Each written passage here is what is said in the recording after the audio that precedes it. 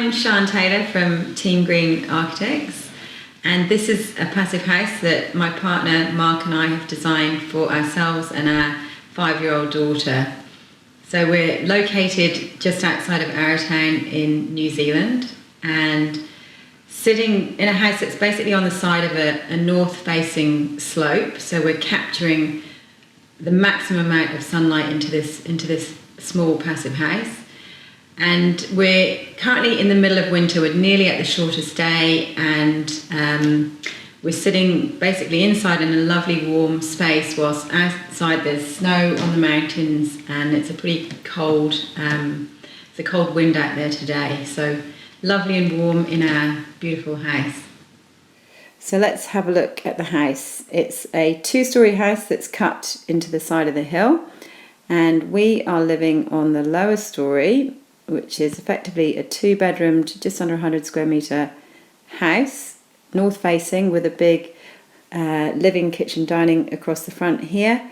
And then behind that we've got a bathroom, the main entrance, and behind that 2 bedrooms.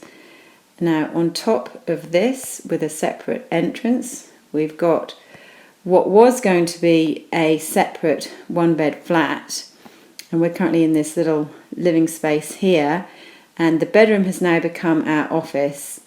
And at the front here we've got a playroom and the plant room that we'll now take a look at when we look at the house. This is our passive house window. It's triple glazed, double low E, Siberian larch frame, and it's tilt and turn. So it opens like this, or like this for night ventilation. It's a 0.8 U value. And basically the main difference is you don't feel any draft. It's warm here. It's the same temperature as if I was stood next to the wall here. So it means for a blind, you don't need big heavy drapes. You can just have a Euro blind like this, or like this. So shading is a really vital part of passive house design, especially in a climate like we have here in central Otago, where we have particularly cold and harsh winters, but we also have really hot and dry summers. So if you don't get the shading right, you are potentially creating a house that's overheating too much. And to achieve passive house, it has to be within a certain criteria where it doesn't actually overheat. To do that with a house that's north facing such as this, it's actually not that complex, because you've got the perfect orientation. So you can really look at where the sun is at its highest and avoid that by this veranda which comes out here. So in the hottest part of the year, the sun doesn't come in like it is now. The sun actually stops at this point here just before it comes into the windows, which means that this space and the house overall does not overheat. But at this time of year, when we want the sun to come in, the sun, as you can see, is coming right in through to the back of the space and beyond. And that means that throughout the day, if the sun's out, we're capturing as much natural free energy as possible, and it's a beautiful, warm, well-lit space. So one of the key things that we've noticed from living in this passive house pretty much 24/7 over lockdown is how subtle you notice the changes and how sensitive that it is. So what you can find is that if you put a roast on and it's a day like this where we've got the sun streaming in, that the internal temperature can immediately potentially get too warm. So we were actually joking the other night that this is our heating system and this is our cooling system next to each other.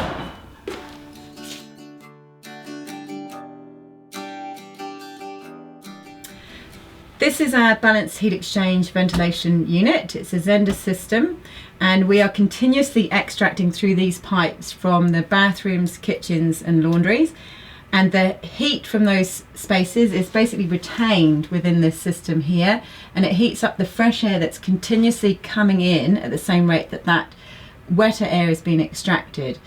And so the heat is retained, and then that fresh air is passed into your your living rooms and your bedrooms. In addition to this system, we need 1100 watts of extra heat on the coldest days, and that is supplemented by 4 500 watt panel heaters that we've got dotted around the house.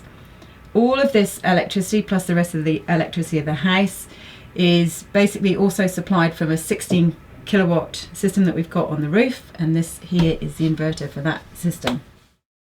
What we're going to look at here is the thermal bridge avoidance at the rear of the house, where we had two different types of construction, one being the retaining wall linking into the SIPS wall, which is the construction for most of the rest of the house. So the two had to line up, and we have put 100 mils of PIR insulation on the outside of this structural 240 block wall and offset it from the SIPS panel to allow us to have this continuous run of insulation. And that meant that the structure had to be supported on this extra bearer beam here that was connected back to the blockwork wall. So in total what we've got here is a 150 square metre building with a house that we're living in here of just under 100 square metres and just under 50 square metres upstairs. And this house has cost us around about $6,000, including GST, a square metre.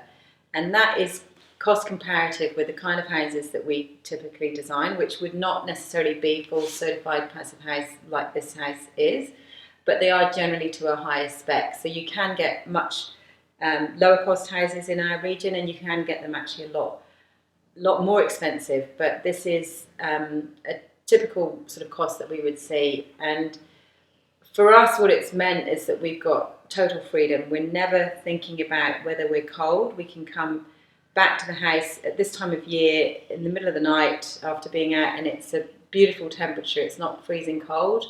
You can get, walk around the house, get out of the shower, and it's warm and lovely place to live in, which basically means that we do not want to leave. We've decided after lockdown that we moved our office back into the flat upstairs, and this is now where we're going to stay. This is the hub of Team Green Architects, and it's where it's going to stay because it's just too good to leave.